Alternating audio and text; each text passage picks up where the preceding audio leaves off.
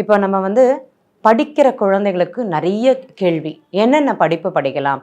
இப்போ ஒரு குழந்தை 10ஆம் கிளாஸ் முடிச்சு 12ஆம் கிளாஸ்லேருந்து 11ஆம் கிளாஸ்க்கு போவாங்க. அதே மாதிரி 12ஆம் கிளாஸ்லேருந்து என்ன சப்ஜெக்ட் தேர்ந்தெடுத்தா அவங்களுக்கு நல்லா இருக்கும் அப்படிங்கிற ஒரு கேள்வி தான் நிறைய பெற்றோர்கள் முன்வைக்கிறாங்க.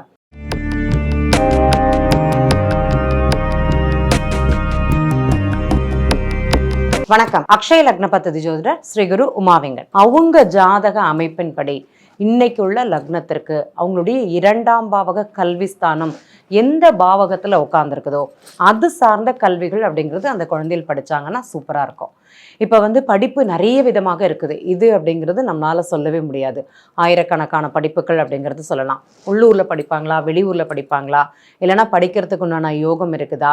சிலருக்கு டிகிரி பிடிக்கும், சிலருக்கு டிகிரி பிடிக்காது. மனம் சம்மந்தப்பட்ட படிப்புன்னு சொல்லுவோம். ஆர்ட்ஸ் சம்மந்தப்பட்டது, சயின்ஸ் சம்மந்தப்பட்டது அப்படிங்கிறது படிப்பாங்க. சிலர் டெக்னிக்கலாக படிக்கணும் அப்படிங்கிறது நடப்பாங்க. சிலர் டிப்ளமோ சம்மந்தப்பட்ட கல்வி அப்படிங்கிறது அவங்களுடைய எண்ணமாக இருக்கும். இப்போ படிப்புங்கிறது சில பெற்றோர்கள் நிறைய பணம் கொடுத்து அந்த குழந்தைகளை சேர்த்து ஒரு வருஷத்துக்கு அப்புறமாட்டி என் குழந்தைக்கு அது படிக்க முடியல, அவங்களுக்கு அந்த அழுத்தங்கிறது ஜாஸ்தியாக இருக்குது, அதனால் அந்த கல்வியை நான் வேறு விதமாக மாற்றி கொடுக்குறேன் அப்படின்னு சொல்லக்கூடிய பெற்றோர்களும் அவங்களுடைய ஜாதகமும் நம்ம நிறைய பார்த்துருக்கோம். இதில் என்னன்னு பார்த்தீங்கன்னா, அந்த படிப்பு சம்மந்தப்பட்டதை பொறுத்த வரைக்கும் இந்த எப்போதுமே இந்த 10ஆம் கிளாஸ் நம்ம குழந்தைகளுக்கு ஜாதகம் பார்க்கவே கூடாது அப்படிங்கிறது சொல்லுவோம். 10 வயசுக்கு மேலே மட்டும்தான் ஜாதகம் அப்படிங்கிறது எடுக்கணும் அப்படிங்கிறது நம்மளுடைய ஜோதிடத்தில் ஒரு இது. அந்த 10 வயசுக்கு மேலே போகும்போது இந்த 10ஆம் கிளாஸ் குழந்தைகள் போகும்போது அவங்களுடைய ஜாதகத்தை எடுத்து பார்க்கணும் அப்படிங்கிறதான் பெற்றோர்களுக்கு நான் சொல்லக்கூடிய ஒரு வேண்டுதல். என்னன்னு பார்த்தீங்கன்னா, இந்த குழந்தைகள் படிக்கும்போது சிலர் பார்த்தீங்கன்னா ஆடிட்டிங் சம்மந்தப்பட்ட கல்வின்னு சொல்லுவாங்க. இந்த 2ஆம் பாவகம் கல்வி 2ஆம் பாவகத்திலே இருந்ததுன்னா அந்த குழந்தை பேச்சு சம்மந்தப்பட்டது, ஆடிட்டிங் சம்மந்தப்பட்டது, அக்கௌண்ட் சம்மந்தப்பட்டது அப்படிங்கிறது நல்லாயிருக்கும். அந்த குழந்தையோட கல்விங்கிறது பார்த்தீங்கன்னா பேச்சு போட்டி, எழுத்து போட்டி அதிலெல்லாம் ரொம்ப திறமையாக அந்த குழந்தை இருக்கும். அப்போ அந்த எழுத்து சம்மந்தப்பட்ட கல்வி, கற்பனை திறன்களை எழுதுறது, அந்த மாதிரி அந்த குழந்தைக்கு நல்ல ஒரு காலமாக இருக்கும். அவங்க இந்த சம்மந்தப்பட்ட கல்வி படித்தாங்கன்னா சூப்பராக இருக்குன்னு சொல்லலாம். இது அவங்க ஜாதகத்தில் 3ஆம் பாவகத்தில் இந்த கல்வி சம்மந்தப்பட்ட கிரகம் இருக்கும்போது கம்யூனிகேஷன் சம்மந்தப்பட்ட கல்வி இந்த குழந்தைக்கு நல்லாயிருக்கும். டெக்னிக்கலாக படிக்கக்கூடிய கல்விகள் அப்படிங்கிறது இவங்களுக்கு ரொம்ப அருமையாக கை கொடுக்கும் அப்படிங்கிறது சொல்லலாம். சில குழந்தைகளுக்கு 4ஆம் பாவகத்தில் இருந்ததுன்னா அவங்களுடைய எண்ணங்கள் ஒரு இன்ஜினியரிங் படிக்கணும் அப்படிங்கிற ஒரு தன்மை இருக்கும். அதை அவங்களுக்கு படிக்க முடியுமானா கண்டிப்பாக படிக்க முடியும். சிலருக்கு 5ஆம் இடத்துல கிரகம் உட்காந்துருக்கும். அப்போ என்ன பண்ணுவாங்கன்னா, மனதுக்கு பிடித்த கல்வி, எங்கள் தாத்தா என்ன சொல்கிறாங்க, அவங்க என்ன படித்தாங்க, எங்கள் அப்பா என்ன படித்தாங்க, அதுதான் நானும் படிப்பேன் சொல்லக்கூடிய குழந்தைகள் இருப்பாங்க.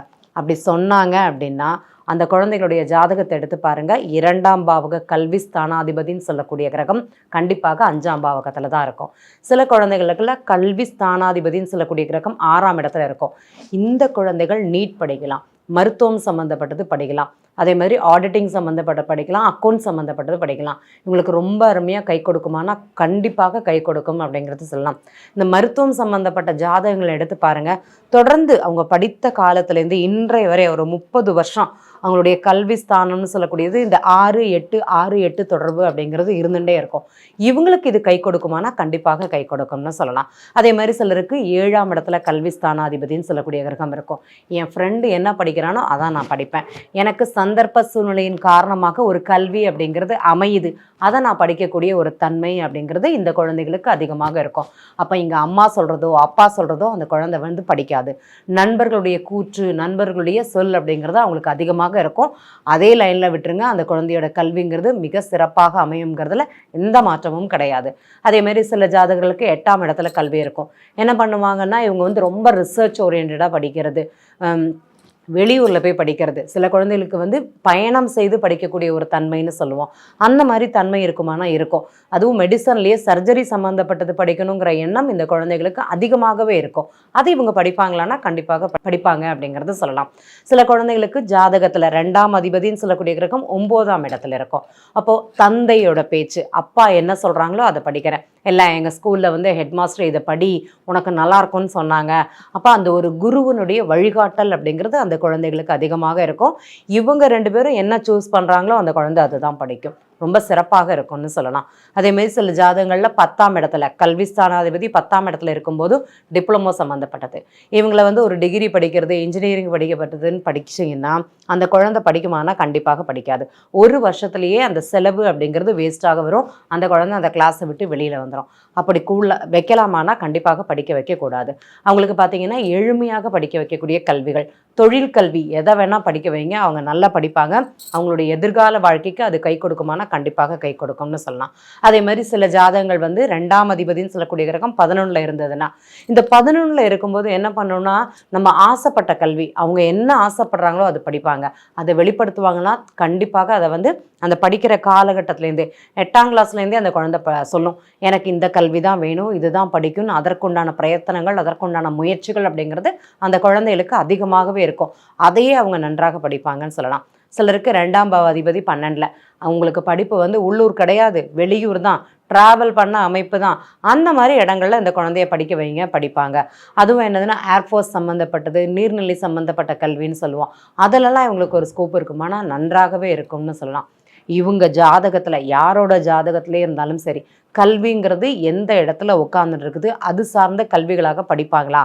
சில லக்னங்கள் போகும்போது நாங்கள் என்ன சொல்லுவோம்னா, அக்ஷய லக்ன பദ്ധதியில் வந்து லக்னம் மாறுங்கிறது நமக்கு தெரியும். இந்த பிறந்த குழந்தைக்கு பிறந்த லக்னத்தை வச்சே பார்க்குறது அப்படிங்கிறது ஒரே கல்வின்னு சொல்லலாம். அவங்க வந்து படித்த படிப்புக்கு வேலை தான் பார்க்குறாங்களா அப்படிங்கிற ஒரு கேள்வி. இப்போ நம்ம எல்லாருமே பார்க்குறோம், நம்ம படித்த படிப்புக்கு தான் இன்றைக்கி வேலையில் நம்ம இருக்கோமா? கண்டிப்பாக கிடையாது. படித்தது ஒன்று, ஆனால் இன்றைக்கி வந்து வேலை பார்க்கறது இடம்ங்கிறது கால சந்தர்ப்ப சூழ்நிலையின் காரணமாக, காலவசத்தால் ஒரு வேலை அப்படிங்கிறது வருமானத்திற்காக நம்ம பார்க்குறோம். அப்போ யாருக்கு படித்த படிப்புக்கு கல்வி இருக்குது, யாருக்கு படித்த படிப்பிற்கு கல்வி இல்லை அப்படிங்கிறத அக்ஷய லக்ன பദ്ധதியில் ரொம்ப எளிமையாக சொல்ல முடியும். படிப்பை பற்றி நிறைய தகவல்கள் அப்படிங்கிறது நம்ம பார்த்துருக்கோம்.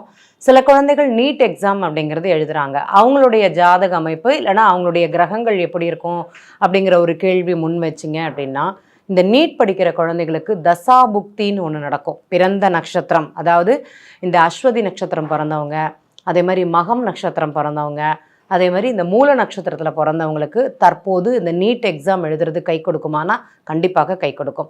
அதே மாதிரி அவங்களுக்கு அக்ஷய லக்னம் அப்படிங்கிறது கடக லக்னமாகவோ, அக்ஷய லக்னம் அப்படிங்கிறது கடக லக்னமாகவோ இல்லைனா விருட்சிக லக்னமாகவோ அல்லது மீன லக்னமாகவோ, ஏஎல்பி லக்னம் ஒரு நண்பருக்கு போச்சு அப்படின்னா அவங்க நீட் எக்ஸாம் எழுதும்போது அவங்களுக்கு கை கொடுக்கலாம்.